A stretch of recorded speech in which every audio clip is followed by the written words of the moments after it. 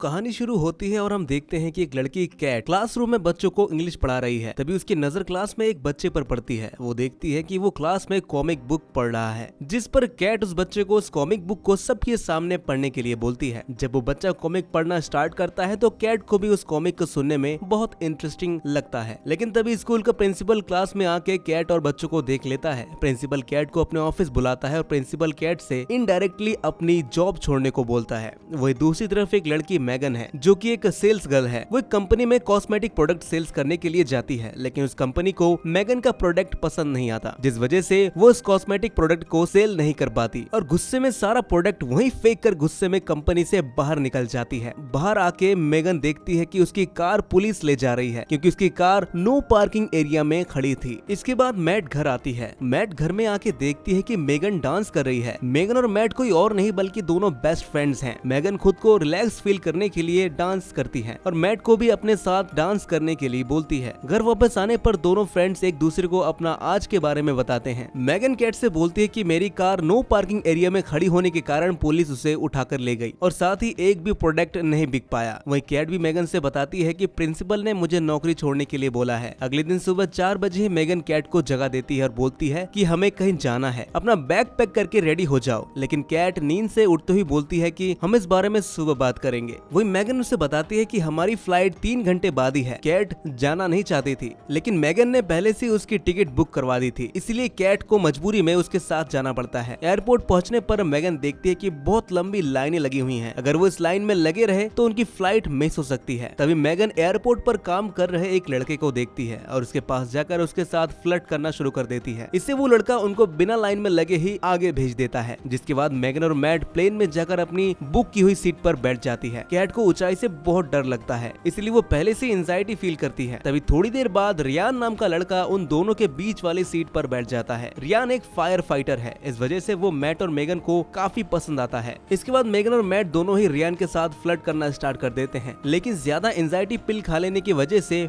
Mat बेहोश हो जाती है। तभी कुछ ही समय में प्लेन का कैप्टन एक अनाउंसमेंट करता है कि फ्लोरिडा में तूफान आने की वजह से हम प्लेन को सेंट लुई में लैंड करवा रहे हैं। फिर इसके बाद अगले फ्लाइट के शेड्यूल होने तक मैगन और कैट वहाँ के होटल में रुकते हैं। होटल के रिसेप्शन में पहुंचने के बाद मैगन को पता चलता है कि मेरा बैग एयरपोर्ट पर ही खो गया है। इस बात से वो परेशान हो जाती है। फिर वो दोनों अपने कमरे में जाने के लिए लिफ्ट में चढ़ जाती है। तभी वहाँ पर उनको फिर से रियान मिलता है। रियान के पूछने पर मैगन उसे बताती है कि यहाँ हम अपनी दोस्त की शादी में आए हैं। फिर मैगन रियान से भी पूछता है कि तुम यहाँ पर क्या कर रहे हो, जिस पर रियान बोलता है कि मैं भी शादी में कुछ दिन बाकी होने की वजह से यहाँ रुका हूँ। फिर रियान उन दोनों को शाम को उसके साथ ड्रिंक पर चलने के लिए बोलता है, जिसके लिए वो दोनों हाँ कर देती हैं। मगर मैगन और मैट अपने कमरे में पहुंचने पर मैगन कैट से बताती है कि मेरा बैग खो गया है और मेरे पास शाम को पहनने के लिए कोई ड्रेस ही नहीं है, तो क्या कैट तुम आज शाम के लिए मुझे अपनी कोई ड्रेस दे सकती हो। लेकिन कैट उसे ये बोलते हुए मना कर देती है कि मेरे पास कोई एक्स्ट्रा ड्रेस नहीं है। इसके बाद शाम को कैट मैगन को बिना बताए रियान से मिलने अकेले ही चली जाती है। रियान कैट से मैगन के बारे में पूछता है, लेकिन कैट उसे बोलती है कि मुझे नहीं पता मैगन क्यों नहीं आई। वो दोनों आपस में बात कर ही रहे थे कि तभी रियान मैगन को आते हुए देखता है। मैगन एक इंडियन ड्रेस पहनकर आती है। रियान मैगन को इंडियन ड्रेस में देखकर इम्प्रेस हो जाता है, क्योंकि इंडियन ड्रेस में मैगन बहुत ही खूबसूरत लग रही थी। तभी वो न्यूज में देखते हैं कि फ्लोरिडा में तूफान और भी ज्यादा भयानक हो गया है, जिससे उनकी फ्लाइट और भी ज्यादा लेट हो गई है। इस खबर को सुनकर रियान बहुत ही ज्यादा परेशान हो जाता है। अब रियान को थोड़ा रिलैक्स फील कराने के लिए कैट और मैगन उसके सामने डांस करना शुरू कर देती हैं। डांस करते समय मैगन बहुत ही ज्यादा एक्साइटेड हो जाती है, जिससे उसकी ड्रेस खुलकर नीचे गिर जाती है। जिसके बाद वो तीनों होटल वापस आते हैं और अपने रूम में जाते वक्त मैगन और कैट एक दूसरे से लड़ने लगती है और बोलती है कि तुम अकेले कैसे गए रियान से मिलने। दरअसल उन दोनों को ही रियान पसंद था और कैट का रियान से अकेले मिलना मैगन को बिल्कुल पसंद नहीं आया। फिर अगले दिन रियान को एक हॉट एयर बैलून राइड पर चलने के लिए बोलती है। अब कैट को ऊंचाई से डर लगता था, इसलिए वो जाने से मना कर देती है। उसी बात का फायदा उठाकर मैगन रियान को अकेले जाने के लिए बोलती है, लेकिन कैट मैगन को रियान के साथ अकेले जाने नहीं देना चाहती थी। मैट को ऊंचाई से डर लगने के बावजूद भी वो उनके साथ जाने को तैयार हो जाती है। वहीं वो लोग हॉट एयर बैलून पर राइड कर ही रहे थे कि तभी बैलून का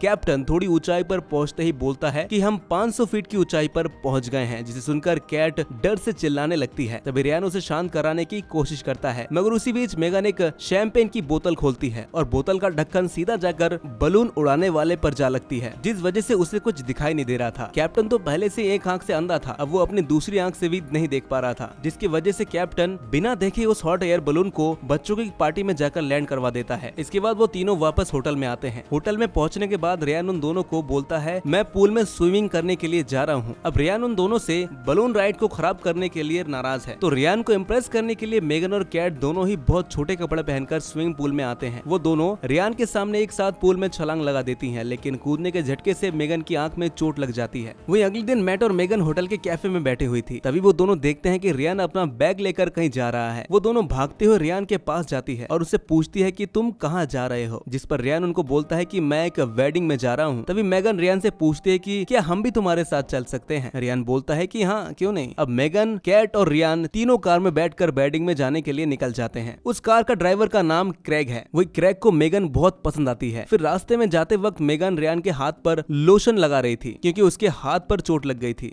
लेकिन ये देखकर कैट को मेगन से जलन होने लगती है। इसलिए कैट मेगन को चिढ़ाने के लिए क्रेग और रियान को अपने फोन में मेगन की एक बचपन की फोटो दिखाती है, जिसे देखकर वो दोनों बहुत हंसने लगते हैं। अब कुछ देर बाद क्रेग गाड़ी में पेट्रोल डलवाने के लिए गाड़ी को एक पेट्रोल पंप पर रोकता है। फिर कैट पेट्रोल पंप पर वॉशरूम के लिए जाती है, लेकिन मेगन अपना इंसल्ट का बदला लेने के लिए बाहर से वॉशरूम का दरवाजा ही बंद कर देती है। कैट अब टॉयलेट में फंसी हुई थी। वहीं बाहर मेगन रियान के साथ फ्लर्ट करने में बिजी हो जाती है, लेकिन किसी तरह कैट वॉशरूम की खिड़की से बाहर निकल जाती है, पर उसके सारे कपड़े गंदे हो जाते हैं। कैट को इस हाल में देखकर रियान उससे पूछता है कि तुम्हारे कपड़े इतने गंदे कैसे हो गए, जिस पर गुस्से में कैट बोलती है कि किसी पागल ने बाहर से वॉशरूम का दरवाजा ही बंद कर दिया था। इसके बाद कैट वहाँ किसी नल के पाइप से पानी लेकर खुद को साफ करती है, जिसके बाद वो चारों वेडिंग के लिए निकल जाते हैं। रास्ते में जाते वक्त कैट रियान को अपनी तरफ अट्रैक्ट करने के लिए बोलती है कि मेरे कंधे में चोट लग गई थी, जिससे रियान उसकी कंधे की मसाज करने लगता है। वहीं ये सब देखकर अब मेगन गुस्से से भर जाती है, इसलिए वो वाइन की बोतल में नींद की गोलियां मिलाकर कैट को पीने के लिए देती है, लेकिन कैट वाइन पीने से मना कर देती है क्योंकि अब वो समझ चुकी थी कि ये मेगन की चाल है। कि तभी मेगन के हाथों से बोतल छीनकर पूरी वाइन ही पी जाता है। कुछ देर बाद मेगन, कैट और रियान सो जाते हैं, लेकिन नींद की गोलियों के असर से क्रेग को भी ड्राइविंग करते समय नींद आ जाती है, जिसकी वजह से उनके कार का एक्सीडेंट हो जाता है। अब एक्सीडेंट के बाद उन चारों को रात एक होटल में बितानी पड़ती है। जब कैट कार से निकलने लगती है तो उसे कार में पड़ी हुई उस खाली वाइन की बोतल में नींद की गोलियां दिखाई देती हैं, जिसकी वजह से कैट अपने लिए एक मेगन से अलग रूम बुक करती है। इसके बाद होटल में जब रात को अपने लिए एक कोल्ड ड्रिंक लेने के लिए वो जाती है तो तभी वहाँ पर रियान मिलता है। रियान कैट से बोलता है कि मेगन के साथ होने की वजह से मैं तुमसे अकेले में बात नहीं कर पा रही थी। इतना बोलते ही रियान कैट को किस करने लगता है, जिसके बाद वो दोनों रूम में जाकर इंटीमेट हो जाते हैं। वहीं दूसरी तरफ मेगन अकेले बैठकर वहाँ के लोकल बार में ड्रिंक्स ले रही थी कि तभी क्रेग उसके पास आकर बैठ जाता है और दोनों बातें करते हैं। अगली सुबह ब्रेकफास्ट करते हुए मेगन कैट से बोलती है कि हमें एक लड़के के लिए अपनी फ्रेंडशिप खराब नहीं करनी चाहिए। बातों बातों में मेगन कैट को यही बात बता देती है कि मैं रियान के साथ कल रात होटल रूम में इंटीमेट हुई थी, जिसे सुनकर कैट हैरान होकर बोलती है कि कल रात रियान मेरे साथ भी इंटीमेट हुआ था। इस बात से दोनों गुस्से में आ जाती हैं और एक दूसरे से लड़ाई करना शुरू कर देती हैं। इसी लड़ाई के बीच उन दोनों के ऊपर एक कवर्ड गिर जाता है। तभी क्रेग आकर कवर्ड को उठाता है। कैट और मेगन ने होटल का काफी नुकसान करवा दिया था, इसलिए होटल का मालिक पुलिस बुला लेता है। क्रेग पुलिस को बोलता है कि रियान नाम का लड़का एक शादी में टाइम पर पहुंचने के लिए मेरी कार लेके गया। रियान का गूगल प्रोफाइल चेक करता है तो उसे पता चलता है कि जिस शादी में वो जा रहे थे वो किसी और का नहीं बल्कि खुद रियान का ही है। जिस बात को सुनकर कैट और मेगन का गुस्सा 7वें आसमान पर पहुंच जाता है, क्योंकि रियान ने उन दोनों का काफी फायदा उठा लिया था। वो दोनों रियान को सबक सिखाने के लिए उसे शादी रोकने का प्लान बनाती हैं और पुलिस से खुद को छोड़ने के लिए रिक्वेस्ट करती हैं। पुलिस उनको होटल के नुकसान की भरपाई करवाने के बाद वहाँ से जाने देती है। फिर कैट और मेगन एक टैक्सी से उस होटल में पहुंच जाती हैं जहाँ पे रियान की शादी है, लेकिन वहाँ पर उन्हें पहुंचकर पता चलता है कि वो आने में लेट हो गई हैं, क्योंकि रियान की शादी तो हो चुकी है। तभी अचानक उन दोनों को वहाँ पर रियान दिख जाता है। उनको देखकर रियान भागने की कोशिश करता है, लेकिन कैट और मेगन रियान को पकड़ लेती है। वो दोनों उससे पूछते हैं कि तुमने हम दोनों का गलत फायदा क्यों उठाया, जिस पर रियान अपनी सफाई देते हुए बोलता है कि इसमें मेरी कोई गलती नहीं है, बल्कि तुम दोनों शुरुआत से ही मेरे साथ फ्लर्ट कर रही थी। रियान उनसे रिक्वेस्ट करते हुए बोलता है कि प्लीज मेरी शादीशुदा जिंदगी को बर्बाद ना करो। तभी वहाँ पर रियान की वाइफ आ जाती है और कैट और मेगन देखती है कि रियान की पत्नी बहुत सख्त है और रियान उसके सामने बिल्ली की तरह बना हुआ है। रियान की ये हालत देखकर मेगन और कैट खुश हो जाती हैं, क्योंकि उनको लगता है कि रियान को इससे बड़ी सजा और नहीं मिल सकती। इसके बाद मेगन और कैट एयरपोर्ट के लिए निकल जाती हैं। एयरपोर्ट पर उनको पता चलता है कि उनकी फ्लाइट 4 घंटे लेट है, जिसके बाद मेगन क्रेग से मिलने उसकी दुकान पर चली जाती है। वहाँ पर वो उससे थोड़ी बातें करती हैं और वहाँ से जाने से पहले मेगन क्रेग को किस करती है। इसके बाद मेगन एयरपोर्ट जाकर कैट से बोलती है कि शायद अब हमें साथ नहीं रहना चाहिए। वहीं कैट भी उसकी बात से सहमत होकर बोलती है मुझे लग रहा है कि तुम ठीक बोल रही हो। अब कैट वापस आने के बाद स्कूल में जाकर प्रिंसिपल से बोलती है कि मैं अब अपनी नौकरी नहीं छोड़ूंगी, जिसे सुनकर प्रिंसिपल खुशी से बोलता है मुझे लगता है कि तुम स्कूल की वॉलीबॉल टीम की एक बेहतरीन कोच बन सकती हो, जिसके लिए कैट भी उसे हाँ कर देती है। वहीं मेगन अब क्रेग के साथ शादी करके उसके साथ खुशी खुशी रहने लगती है। तो इसी तरह हमारी ये कहानी यहीं पर समाप्त हो जाती है। तो दोस्तों कैसी लगी आपको एक कहानी कमेंट में जरूर बताइए और ऐसी मूवी एक्सप्लेनेशन के लिए द एक्सप्लेन्ड स्क्रीन को सब्सक्राइब जरूर करें।